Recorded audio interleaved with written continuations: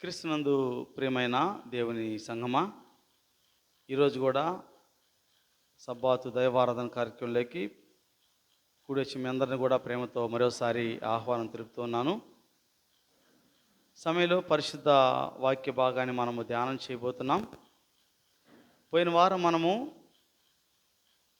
త్రిదూత వర్తమానాన్ని నేర్చుకోవడానికి మనం ప్రారంభించుకున్నాము. త్రిదూత వర్తమానంలో దూత అనగా ఎవరు అనే దాని గురించి మనము నేర్చుకున్నాం.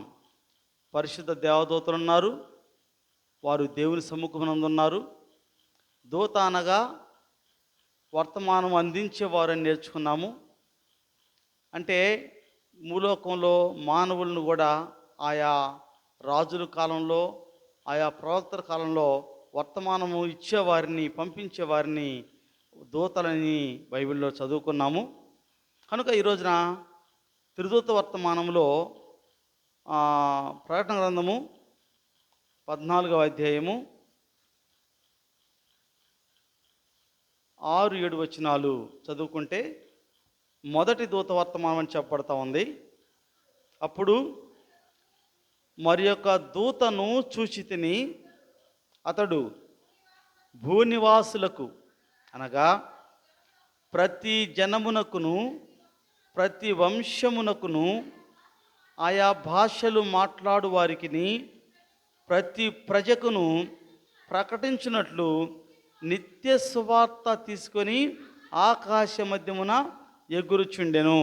ఇక్కడ గమనించాలి మనము, ఈ ముగ్గురు దూతల్లో మొదటి దూత వర్తమానం ఏంటంటే ఎవరెవరికంటే అతడు భూనివాసులకు, అంటే ఒక ప్రాంతం వారికి కాదు, గుర్తుపెట్టుకోవాలి, ఒక ప్రాంతం వారికి కాదు. మీరు గమనించండి, నేను మరలా చెప్తున్నాను, మీరు ప్రాక్టికల్గా గమనించండి. ప్రాక్టికల్గా అంటే మన యొక్క జీవిత విధానంలో జరిగే విషయాలు గమనిద్దాం. ఇప్పుడు కొన్ని సంఘాలు చూస్తే మన భారతదేశంలో కొన్ని రాష్ట్రాలకు పరిమితం కొన్ని సంఘాలు పేర్లు మనం ఏమీ చెప్పొద్దు, కానీ మీరు ఆలోచన చేయండి. కొన్ని సంఘాలు తీసుకుంటే కొన్ని రాష్ట్రాలకు పరిమితం, కొన్ని సంఘాలు తీసుకుంటే కొన్ని దేశాలకు పరిమితం. కానీ ఈ రోజున సెవెంత్ డే అడ్వెంటిస్ట్ సంఘము ఈ యొక్క సత్య సువార్త ప్రపంచవ్యాప్తంగా సువార్త ప్రకటించబడతా ఉంది. కనుక ఇక్కడ చూడండి, 230 దేశాల్లో ఈ యొక్క సబ్బాతు సత్యాన్ని ప్రకటించడం జరుగుతుంది. కనుక ప్రతి జనమునకు అనగా ప్రతి వంశమునకు ఆయా భాషలు మాట్లాడు వారికి ప్రతి ప్రజకును ప్రకటించినట్లు నిత్య సువార్త. ఈ సువార్త ఏంటంటే నిత్య సువార్త. గమనించండి, ఇది నిత్యం ఉండే సువార్త. యేసుప్రభు వారు ఎవరు? ఆయన నిత్యుడు, ఆయన నిత్యం ఉండేవాడు యేసుప్రభు వారు. కనుక సువార్త కూడా నిత్యం ఉండాలి. అది నిత్యత్వం నుంచి నిత్యత్వానికి ఉండిపోవాలి. అది సత్య సువార్త అంటారు దీన్ని. సత్య సువార్త, నిత్య సువార్త. కనుక ఈ సువార్త ప్రకటించమని దేవుని యొక్క వాక్యము చెప్తా ఉంది. ఎప్పుడు? చివరి దినాల్లో. అందుకే ప్రభువారు శిష్యులతో ఒక మాట చెప్పాడు. 24వ అధ్యాయం మత్తయి సువార్త 24వ అధ్యాయము 3 నుంచి కొన్ని వచనాలు చదువుదాం. ఆయన ఒలీవల కొండ మీద కూర్చుండి ఉన్నప్పుడు శిష్యులు ఆయన యొద్దకు ఏకాంతముగా వచ్చి, ఇవి ఎప్పుడు జరుగును? నీ రాకడకును, చూసారా, ఈ యుగ సమాప్తి, యుగము అంతరించిపోవడానికి సమాప్తికి సూచనలు లేవని మాతో చెప్పమనగా యేసు వారితో ఇట్లా, నేను మొదట ఏమన్నాడంటే, ఎవడును మిమ్మును మోసపరచకుండా చూసుకోండి. అనేకులు నా పేరిట వచ్చి నేనే క్రీస్తు అని చెప్పి పలువురిని మోసం చేస్తారు. గమనించండి, మిమ్మల్ని మోసం చేస్తారు పలువురు వచ్చి. కాబట్టి మీరు మోసపోకుండా చూసుకోండి. మొట్టమొదట బైబిల్ చెప్తున్న మాటలు ఇవి, నా సొంత మాటలు కాదు. అనేక మంది వచ్చి మిమ్మల్ని ఎవరి పేరిట? ఎవరి పేరిట? మా క్రీస్తు పేరిట. అదే చెప్పాడు అక్కడ. అనేక మంది నా పేరిట వచ్చేవాళ్ళు క్రీస్తు పేరిట వస్తారు, మిమ్మల్ని మోసపరుస్తారు. కాబట్టి మీరు మోసపోకుండా చూసుకున్నా. మరియు మీరు యుద్ధ సమాచారాలను గూర్చి,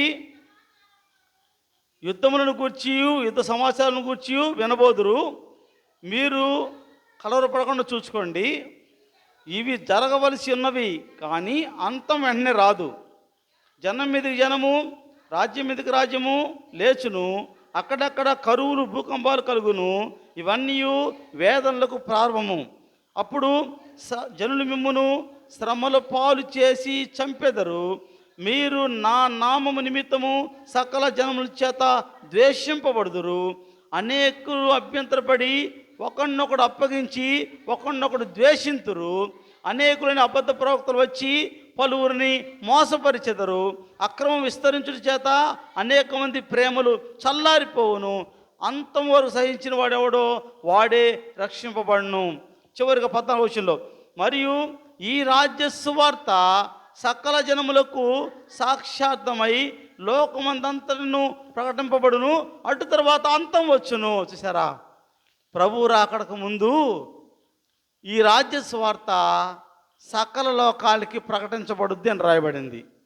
సకల లోకాలంటే ఎక్కడెక్కడమ్మా? పెదగుడిపాడ, లేకపోతే దొనకొండ, ఎక్కడ?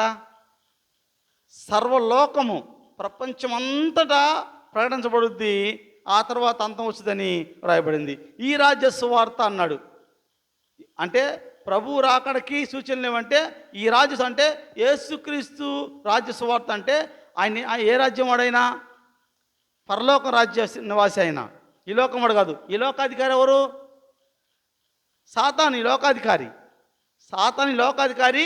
యేసుప్రభు వారు పరలోకానికి ఆయన అధికారి. కనుక పరలోక రాజ్య సువార్త సర్వలోకానికి ప్రకటించబడాలని చెప్పిన వాక్యం సెలవిస్తూ ఉంది. రెండవది లూకా సువార్త 21వ అధ్యాయము సూచనలు చూద్దాం. ప్రభు రాకడ సూచనలు చూద్దాం. లూకా సువార్త 21వ అధ్యాయము 10-11 వచనాలు. మరియు ఆయన వారితో శిష్యులతో ఇట్లా, నేను జనం మీదికి జనమును, రాజ్యం మీదికి రాజ్యమును లేచును. అక్కడక్కడ గొప్ప భూకంపములు కలుగును, తెగుళ్ళును కరువులను తటస్థించును. ఆకాశం నుండి మహాభయోత్పాతములు, గొప్ప సూచనలు పుట్టును. చూసారా, ఇవన్నీ జరుగుక మునుపు వారు మిమ్మను బలాత్కారంగా పట్టి నా నామం నిమిత్తం మిమ్మను రాజుల యొద్దకు, అధికారుల యొద్దకును తీసుకొని పోయి సమాజ మందిరములకు, సరసాల్లో అప్పగించి హింసిస్తారని చెప్పి అన్నాడు. చూసారా, ఇవన్నీ కూడా ఏమన్నాడు ఇక్కడ? జనం మీదకి జనము, రాజ్యం మీదకి రాజ్యం లేచును. అక్కడక్కడ గొప్ప భూకంపములు, కరువులు, తెగుళ్ళు తటస్థిస్తాయని చెప్పి అన్నాడు. ఆకాశంలో సూచన కలుగుతాయి అన్నాడు. ఇవన్నీ జరిగిపోయాయి. ఇప్పుడు కరువులు లేవా అండి? మహాభయంకరమైన కరువు ఉంది. మనం చూస్తున్నాం. కొన్ని దేశాలకు వెళ్తే, ఆఫ్రికా దేశానికి వెళ్తే, ఆఫ్రికా అడవుల్లో అయితే మీరు ఆ ఫొటోస్ అన్న టీవీలో వార్తలు కూడా చూపిస్తుంటారు. ఎముకలు లెక్క పెట్టచ్చు వాళ్ళకి. పసిబిడ్డల నుంచి వృద్ధుల వరకు ఎముకలు లెక్క పెట్టచ్చు, బాడీలో ఎన్ని ఎముకలు ఉన్నాయో. అంటే ఆ విధంగా తోలు కప్పుకొని జీవిస్తూ ఉన్నారు చాలామంది చనిపోతూ ఉన్నారు. కొంతమంది అంటారు విరాళాలు అడుగుతుంటారు. వీళ్ళకి హెల్ప్గా ఉండటానికి విరాళం ఏమైనా అడుగుతూ ఉన్నారు కొన్ని సంస్థల వారు. కనుక కరువులు, భూకంపాలు, అక్కడక్కడ ఎన్నో భయోత్పాతములు, అంటే ఆకాశం ఎన్నో సూచనలు వస్తూ ఉన్నాయి, అన్నీ జరుగుతాయి. ఇవన్నీ కూడా జరుగుతూ ఉన్నాయి. చివరిగా మరొక మాట ఉంది. రాకడ దినాలకి ఎలా ఉంటాయి అంటే, దానియేలు గ్రంథము 12వ అధ్యాయము. ఇవన్నీ కూడా ప్రభు రాకడ సూచనలు. దానియేలు గ్రంథము 12వ అధ్యాయము 4వ వచనం. దానియేలు, నీవు ఈ మాటలను మరుగు చేసి అంత్యకాలం వరకు ఈ గ్రంథమును ముద్రింపుము.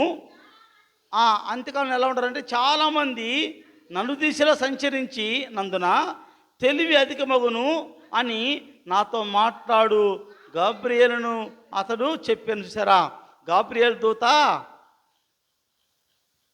దానియేలు గారితో మాట్లాడుతూ అంత్యకాలం వరకు ఈ గ్రంథాన్ని ముద్రించబడినాడు. అంత్యకాలం ఎలా ఉంటారంటే చాలామంది నలుదిశలా సంచరించినందున, ఈ రోజున విమానం ఎక్కితే డబ్బు ఉండాలే కానీ చాలామంది ప్రపంచమంతా తిరిగి వస్తూ ఉన్నారు. ఏమండి, ఇందాకేమి చెప్పుకున్నాం, రాజ్యం మీదకి రాజ్యము, జనం మీదకి జనం అంటే లేరా?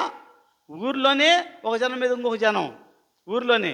రాజ్యాలకు వస్తే ఈ రాజ్యం వెనుక ఇంకొక రాజ్యం, ఆ నాయకుడి మీద ఈ నాయకుడు, ఈ నాయకుడు, ఆ నాయకుడు. ప్రజలు ఎట్టిపోతున్నారు అది పక్కన పెడతాం. ముందు ప్రజలు ఎటు పోని ముందు ఈ నాయకుడు ఆ నాయకుడు పగలు తెచ్చుకోవడం ఎక్కువైపోయింది. ఇవన్నీ జరుగుతాయని బైబిల్లో ఉంది, జరుగుతున్నాయి.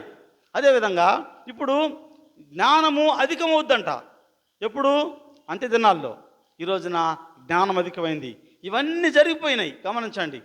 ఈ యొక్క జ్ఞానం అధికమవటం జరిగిపోయింది. రాజుల మీదకి రాజులు లేస్తడం జరిగిపోయింది. కరువులు, భూకంపాలు వచ్చినాయి. కొన్ని ఆకాశంలో కొన్ని సూచనలు జరిగి ఇవన్నీ జరిగిపోయినాయి.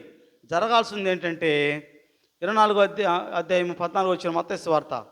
జరగాల్సిన వాక్యం ఒకటి ఉంది, అదేంటో చూద్దాం. మత్తయి సువార్త 24:14 వచ్చిన. ఈ రాజ్య సువార్త సకల జనములకు సాక్ష్యార్థమై లోకమందంతటా ప్రకటించబడును, అటు తర్వాత అంతం వచ్చును. అంతం రాకముందు జరగాల్సిన కార్యాల్లో చివరి కార్యం ఏంటంటే ఈ రాజ్య సువార్త. అంటే ఏ రాజ్య సువార్త? దేవుని రాజ్య సువార్త సకల జనములకు ప్రకటించబడాలి. మీరు గమనించండి, సకల జనములు అంగీకరించాలి అని ఉంది బైబిల్లో. ఏముంది చదవండి, ఏముంది చదవండి. 24:14. మరియు ఈ రాజ్య సువార్త సకల జనములకు సాక్ష్యార్థమై లోకమందంతటా ప్రకటించబడును, అంతం. చూసారా, ఇక్కడ ఈ దేవుని రాజ్య సువార్త లోకమందంతటా సాక్ష్యార్థమై అంటే అర్థం ఏంటి? సాక్ష్యార్థం అంటే ప్రకటించబడింది అంటానికి. ఎక్కడ ప్రకటించబడకపోతే సాక్ష్యం ఉండదు అక్కడ. ఇప్పుడు ఎవరు సాక్ష్యం చెప్పేది? దేవుని సాక్ష్యం ఎవరు చెప్పేది? యెషయా చదువుకున్నాం మనం. ఎవరిని పెట్టాడు దేవుడు సాక్షులుగా? భూమిని, ఆకాశాన్ని. కనుక ఈ భూమి ఆకాశము సాక్షాత్తంగా ఉండటానికి సకల జనుల కంటే లోకమందంతటా నిత్య సువార్త ప్రకటించబడుతుంది. అంతే. వింటారో వినరో మీ ఇష్టం, అది. అంగీకరిస్తారో అంగీకరించరో మీ ఇష్టం, అది. దేవుడు చెప్తున్నాడు, మానవులారా మీరు అంగీకరిస్తారో అంగీకరించరో మీ ఇష్టం, మీరు వింటారో వినరో మీ ఇష్టం, లోబడతారో లోబడరో మీ ఇష్టం. అయితే సాక్షార్థమై లోకమందంతటా ఈ సువార్త ప్రకటించబడుతుంది. ఆ తర్వాత అంతం వచ్చింది. కనుక ఈ యొక్క రాజ్య సువార్త సకల లోకాలకు వెళ్ళాలి. అందుకే ఈ యొక్క తిదూత వర్తమానం చెప్పబడుతుంది. ఇప్పుడు ప్రకటనలోకి వద్దాం. మొదటి దూత వర్తమానంలో 6వ వచనం 14:6. అప్పుడు మరి ఒక దూతను చూసి తిని అతడు భూనివాసులకు, అనగా ప్రతి జనమునకు, ప్రతి వంశమునకు, ఆయా భాషలు మాట్లాడు వారికి, ప్రతి ప్రజకును ప్రకటించినట్లు నిత్య సువార్త తీసుకొని ఆకాశ మధ్యమున ఎగురుచుండెను. చూసారా, ఇప్పుడు నిత్య సువార్త అదే కొన్నాళ్ళ నుండి కొన్నాళ్ళు పోయే సువార్త కాదు. ఇది నిత్య సువార్త. అంటే ఏ సువార్త? ఇప్పుడు చదువుకుందాం. ఇంకా ఆ సువార్త ఏంటి చదువుకోవాలి మనము. ఆ సువార్త ఏంటి? 7వ వచనం చదువుతాం. ఆ సువార్త నిత్య సువార్త ఏంటి చదువుతాం. నిత్య సువార్త చేత పట్టుకొని ప్రపంచమంతటా దూత ప్రకటిస్తున్నాడు. 7వ వచనం. అతడు, ఆ దూత, మీరు దేవునికి భయపడి ఆయన్ని మహింపరచండి. ఆయన తీర్పు తీర్చి గడియ వచ్చిన కనుక ఆకాశమును, భూమిని, సముద్రమును, జలధారలను కలుగు చేసిన వానికే నమస్కారం చేయుడని గొప్ప స్వరముతో చెప్పాను. ఆ దూత ఏం చెప్తున్నాడంటే, బాగా వినండి ఏం చెప్తున్నాడంటే, అతడు, ఆ దూత, మీరు అనగా ఎవరెవరు? మీరంటే ఎవరెవరమ్మా? గుడిపాడు సంఘస్థులా? ఎవరు మీరంటే? ప్రతి జనము, ఆయా భాషలు మాట్లాడువారు, ప్రపంచమంతటా అన్ని స్థలాల్లో ప్రపంచమంతా ఉండే ప్రతి జనానికి చెప్పండి మాట ఇది. మీరు అంటే ఎవరెవరు మా భయపడాలి? అందరూ. ఒక గుడిపాడు సంఘస్థులు కాదు, దొనకొండలో ఉండే సంఘస్థులు కాదు, మా ప్రకాశం జిల్లా సంఘస్థులు కాదు, కానీ ప్రపంచంలో ఉన్న వారందరూ కూడా ప్రజలు. అంటే సంఘస్థు క్రైస్తవులు మాత్రమే కాదు, ప్రతి ప్రజకు, అంటే వారు ఏ తెగైనా సరే మానవ జన్మ ఎత్తిన ప్రతి వారికి ఈ సువార్త ప్రార్థన పోయే ముగ్గురికి కాదు, ప్రార్థనకు వచ్చేటువంటి 10 మంది గుంపుకు కాదు, నా సంఘం అంటారే ఆ సంఘానికి కాదు, ప్రతి ప్రజకు, మానవ జన్మ ఎత్తిన ప్రతి వానికి కూడా నిత్య సువార్త ఇది. అదేంటంటే మీరు దేవునికి భయపడి. ఎంతమంది ఈ రోజున దేవునికి భయపడుతున్నారు చెప్పండి? దేవుడు అంటే ఎవరమ్మా? వాక్యము. దేవుని భయపడటం అంటే వాక్యానికి భయపడాలి. వాక్యాన్ని దెబ్బలు వేసాము అక్కడ, మనము వాక్యం పక్కన పడేసాము, వాక్యంతో పని లేదు, ఏదో పట్టుకుని ఊరాడుతున్నాం మనం. నువ్వు దేనికి భయపడుతున్నావు? వాక్యానికి భయపడాలి. దేవునికి భయపడటం అంటే వాక్యానికి భయపడాలి. వాక్యం ద్వారా నీ దేవునితో ఏం మాట్లాడుతున్నాడో, నువ్వు వాక్యానుసారంగా జీవిస్తున్నావా లేదా అని నువ్వు మొదట భయపడాలి వాక్యానికి. ఎంతమంది ఈ రోజున వాక్యానికి భయపడే వాళ్ళు ఉన్నారు? కనపట్లేదండి, వాక్యానికి భయపడే వాళ్ళు. ఎవరికి భయపడుతున్నారు? కొంతమంది ఏమో సేవకులకు భయపడతారు, మరికొంత ఏమో ఒక తెగ ఉంటే ఆ తెగకు భయపడతారు, కొంతమంది ఏమో పెద్దలకు భయపడతారు, కొంతమంది ఏమో సంఘ విషయం చెప్తున్నా, కొంతమంది ఏమో రకరకాల భయపడతారు. కానీ వాక్యం ఏం చెప్తున్నా అంటే మీరు దేవునికి భయపడాలి. దేవుడు అంటే ఎవరు? వాక్యము. వాక్యానికి భయపడాలా? దేవునికి భయపడి ఆయనను మహింపరచండి. ఆయన ఎందుకంటే ఆయన తీర్పు తీర్చుగడే వచ్చిన కనుక మీరు ఆకాశమును, భూమిని, సముద్రమును, జలధారలను కలుగు చేసిన వానికి నమస్కారం అంటే పూజ, అంటే పూజ చేయాలి, పూజించాలి ఆయన్నే. నమస్కారం చేయడం అర్థం ఏంటంటే ఆయన్నే పూజించాలి. ఎవరిని? భూమిని, ఆకాశాన్ని, సర్వాన్ని సృజించిన వానికి. ఆయన ఎవరైనా సృష్టికర్త అయిన దేవునికి మీరు పూజ చేయమని వాక్యం సెలవిస్తూ ఉంది. ఇదే మాట మరో చోట చూస్తాం మనం. ఎక్కడ చెప్పాలరా? ఇదే వాక్యము మరొక చోట చూస్తాం మనం. భూమిని, ఆకాశమును, జలధారలను కలుగు చేసిన వాడిని. అమ్మా సరే, మా సమయం చాలదు. నిర్గమకాండము 20వ అధ్యాయము 8 నుంచి 11 వచనాలు. ఇదే వాక్యం అక్కడ రాయబడి ఉంటుంది. విశ్రాంతి దినమును పరిశుద్ధముగా ఆచరించుటకు జ్ఞాపకం ఉంచుకొనుము. ఎందుకంటే 6 దినములు నీవు కష్టపడి నీ పని అంతా చేయవలను. 7వ దినము నీ దేవుడైన యెహోవాకు విశ్రాంతి దినము. దానిలో నీవైనా, నీ కుమారుడైనా, నీ కుమార్తె అయినా, నీ దాసుడైనా, నీ దాసి అయినా, నీ పశువు అయినను, నీ ఇళ్ళలో ఉన్న పరదేశీయులను ఏ పనియు చేయకూడదు. ఎందుకంటే 6 దినములలో యెహోవా ఆకాశమును, భూమియు, సముద్రమును, దానిలో సమస్తాన్ని సృజించి. చూసారా, ఇక్కడ ఆ వాక్యం అలాగే ఉంచండి. ఇప్పుడు ప్రకటన 14:7 వచనంలో 2వ భాగం. ఆయన తీర్పు తీర్చుగడే వచ్చిన కనుక ఆకాశమును, భూమిని, సముద్రమును, జలధారలను కలుగు చేసిన వానికే నమస్కారం చేయమన్నాడు. నిర్గమకాండలో ఏమన్నాడు? ఎందుకనగా 11 వచనమ్మా.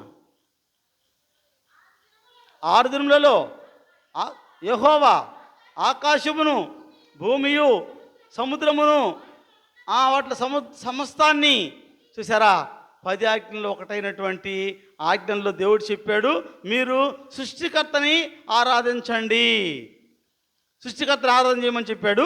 ఇక్కడ 3 దూతల వర్తమానంలో, మొదటి దూత వర్తమానంలో ప్రపంచం అంతటికీ చెప్తున్న వర్తమానం ఏంటంటే మీరు సృష్టికర్తను ఆరాధించండి. మొక్కడం అంటే నమస్కరించడం అంటే మొక్కడం అంటే ఆరాధించడము.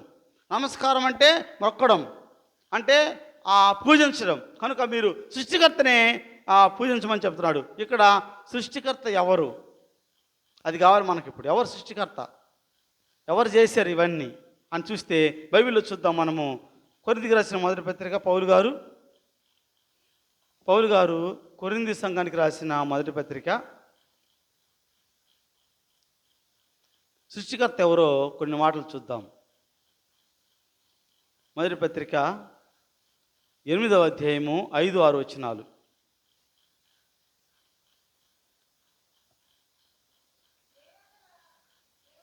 దేవతలనబడిన వారు, ప్రభువులనబడిన వారు అనేకులున్నారు.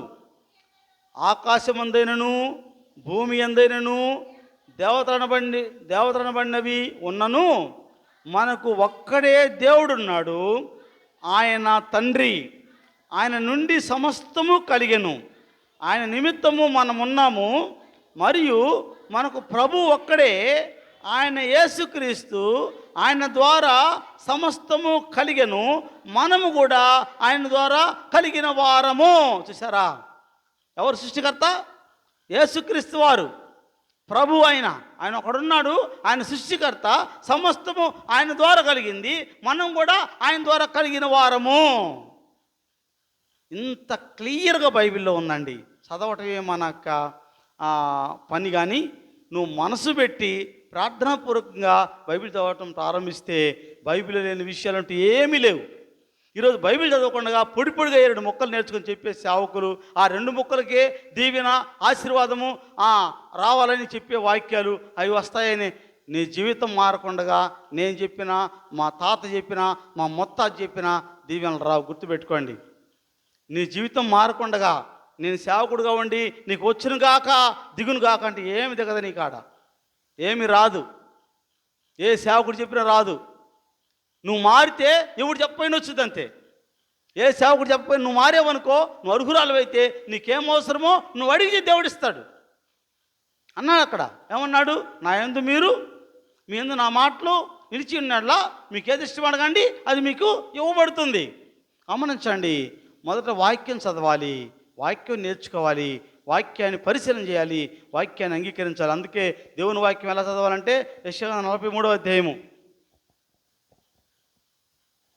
ఈ వాక్యం అలాగే ఉంచుకోండి. యెషయా 43వ అధ్యాయము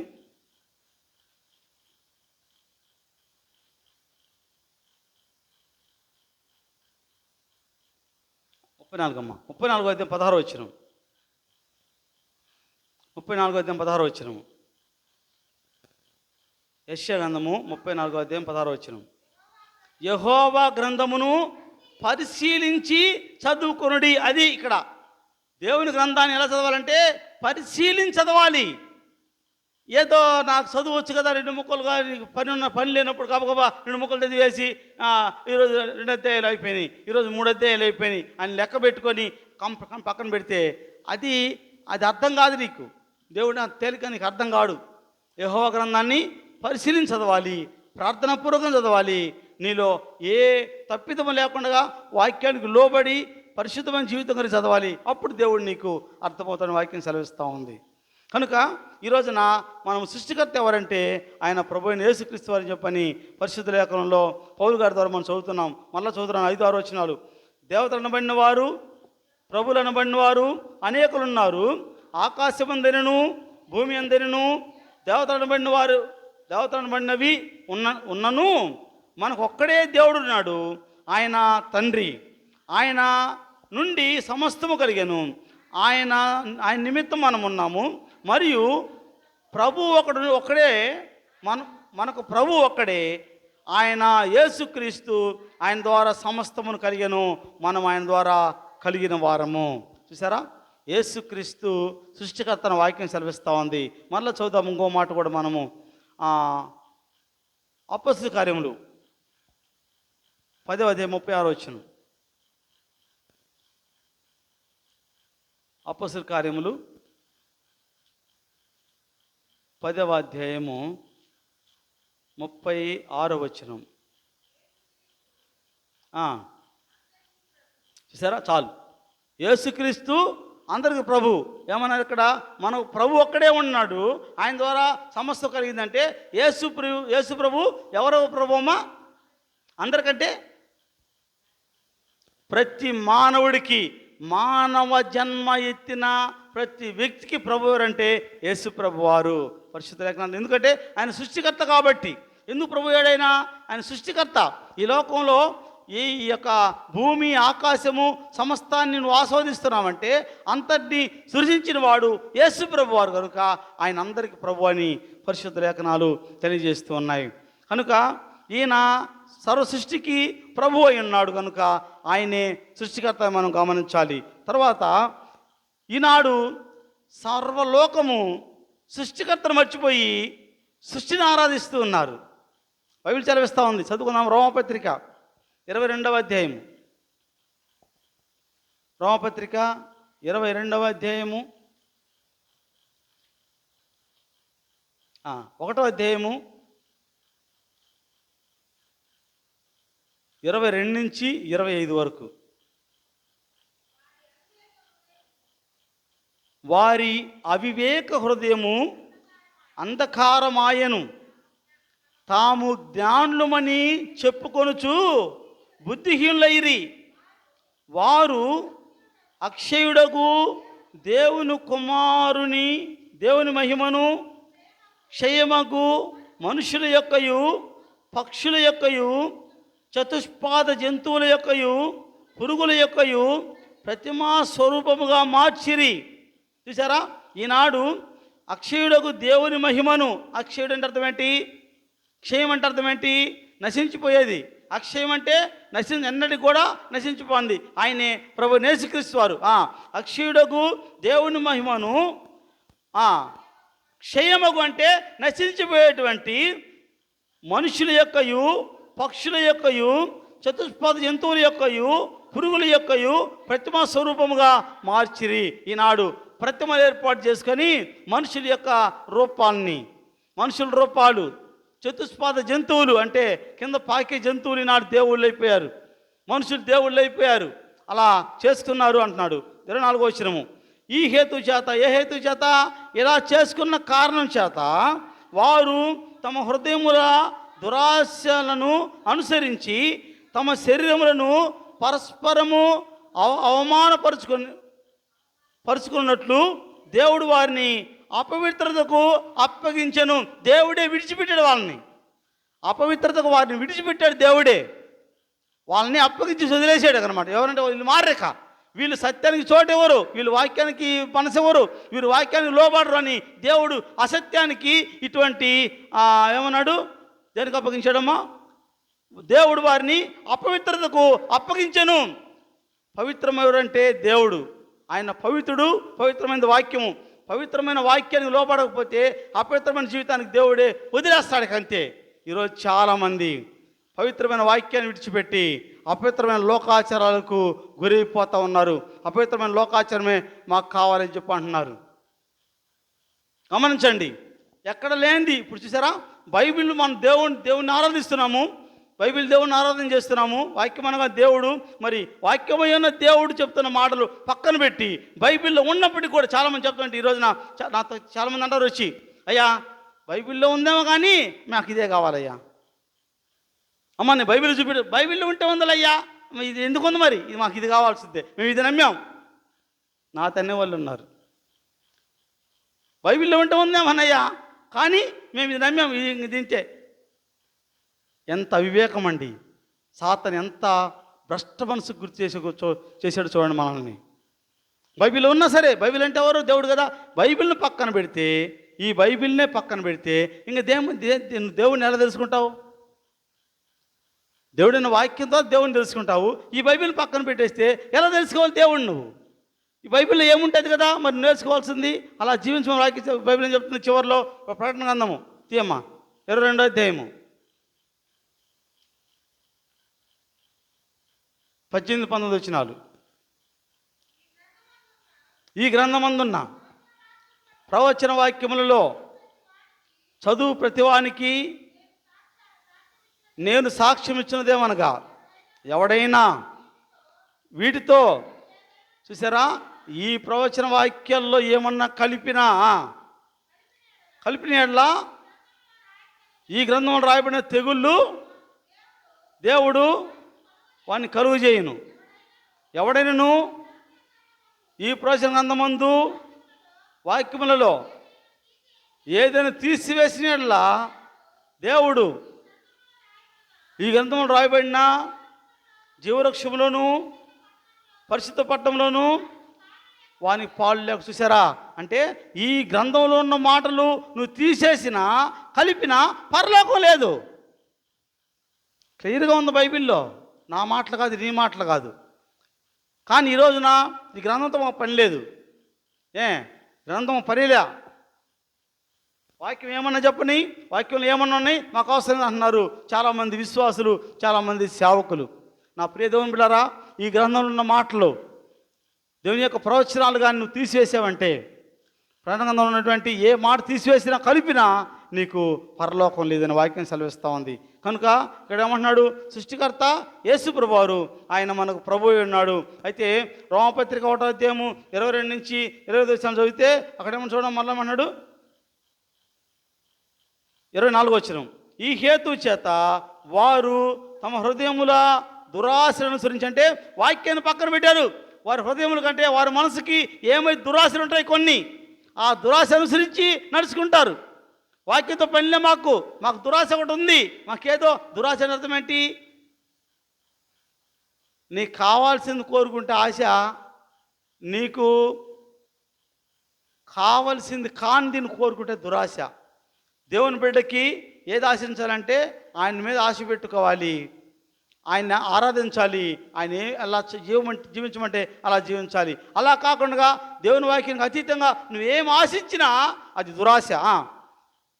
ఈ హేతు చేత వారు తమ హృదయముల దురాశ అనుసరించి తమ శరీరములను పరస్పర అవమానపరుచుకున్నట్లు దేవుడు వారిని అపవిత్రతకు అప్పగించను. 25 వచనం.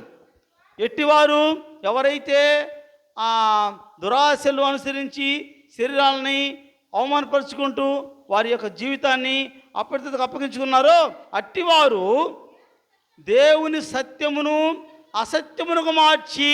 చూసారా? సత్యం అంటే ఏంటమ్మా? వాక్యము. ప్రభు ఏమన్నాడు? నేనే మార్గము సత్యము. అంటే ఇట్టివారంట సత్యాన్ని అసత్యానికి మార్చేశారు, వాక్యాన్నే తిప్పిపడేశారు, వాక్యాన్ని ఎక్కడో తొంగలో దొక్కేశారు, వాళ్ళు ఇష్టానుసారంగా ఏదో మరిచారు. బైబిల్లో ఉన్న మాటలేవి. చదవమ్మా. అట్టివారు దేవుని సత్యమును అసత్యమునకు మార్చి సృష్టికర్తకు ప్రతిగా సృష్టమును పూజించి సేవించిరి. ముందు నేర్చుకుంటాం మనం. ఈరోజున నువ్వు సృష్టికర్తను ఆరాధిస్తున్నావా లేక సృష్టిని ఆరాధిస్తున్నావా? ముందు ఈ యొక్క అంశం నేర్చుకుంటాం మనం. గమనించండి, ఈనాడు మానవుడు స్వకీయ దురాశకి అనుకూలమైపోయి అనుకూలంగా సువార్తను మార్చుకుంటూ వారు సత్యమును అసత్యానికి మార్చేస్తారని వాక్యం సెలవిస్తూ ఉంది. నీ జీవితంలో వాక్యమై ఉన్న సత్యాన్ని, యేసు ప్రభువు సత్యమై ఉన్నాడు, ఆ సత్యదేవుణ్ణి నీవు అసత్యానికి మారుస్తున్నావా లేకపోతే నీవు సత్యానికి లోబడుతున్నావా అని ఒకసారి మనం పరిశీలన చేసుకోవాలని వాక్యము సెలవిస్తూ ఉంది. అందుకే అంటున్నాడు ప్రభువారు, ఈ సృష్టికర్తను నీవు ఆరాధించాలని వాక్యం సెలవిస్తూ ఉంది. హెబ్రీ పత్రిక 1వ అధ్యాయము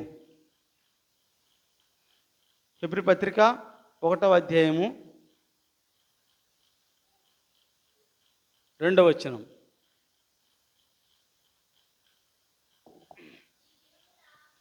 ఈ దినములంతమందు కుమారుని ద్వారా మనతో మాట్లాడిన దేవుడు, ఆయన కుమారుని సమస్తమునకు వారసునుగా నియమించెను, ఆయన ద్వారా ప్రపంచములను నిర్మించెను. చూసారా?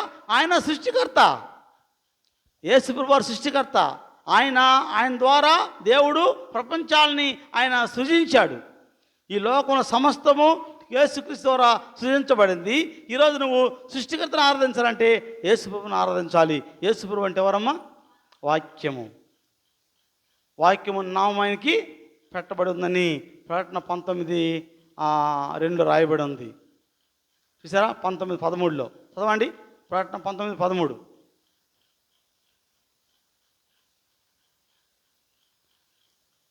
ప్రకటన 19:13. రక్తములో ముంచబడిన వస్త్రము ఆయన ధరించుకొని ఉండెను, మరియు దేవుని వాక్యమును నామము ఆయనకు పెట్టబడి ఉన్నది. చూసారా?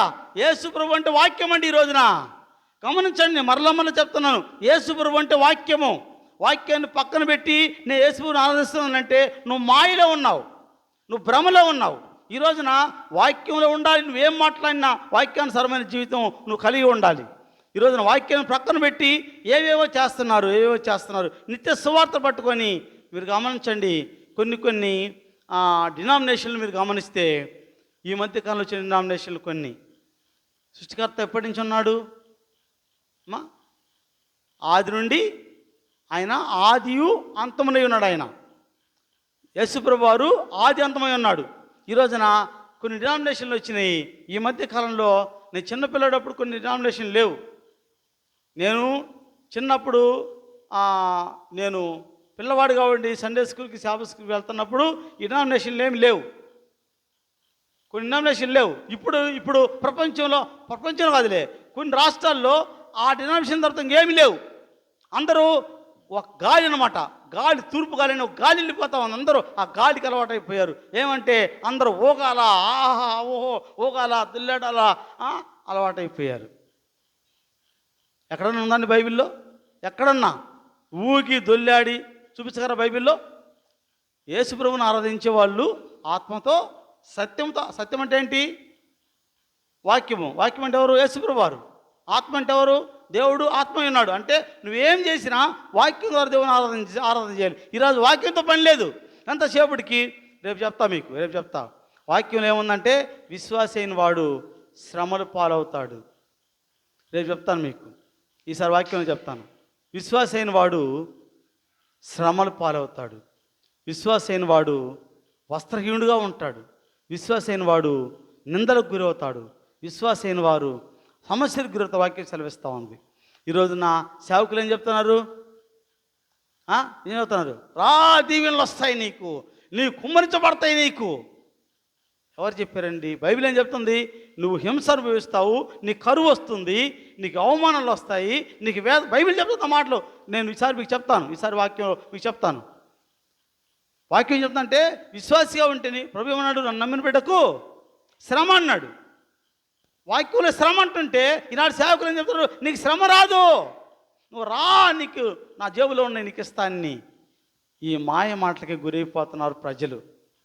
నేను మరలా చెప్తున్నాను, వాక్యాన్ని చదవండి, వాక్యం పరిశీలించండి, వాక్య పెరుగులోకి మనం రావాలని వాక్యం సెలవిస్తూ ఉంది. కనుక ఇక్కడ మనం చూసాము, సృష్టికర్తని ఆరాధించమని వాక్యం సెలవిస్తూ ఉంది. ఇక్కడ సృష్టికర్తని ఆరాధించడం అంటే మనము ఎవరు సృష్టికర్తని తెలుసుకున్నాం. ఎవరు? ప్రభువైన యేసుక్రీస్తు సృష్టికర్త. ఆయన్ని ఆరాధించడం అంటే ఎలాగు? మత్తయి సువార్త ప్రకటన గ్రంథము 14వ అధ్యాయము 7వ వచనం. ప్రకటన 14:7.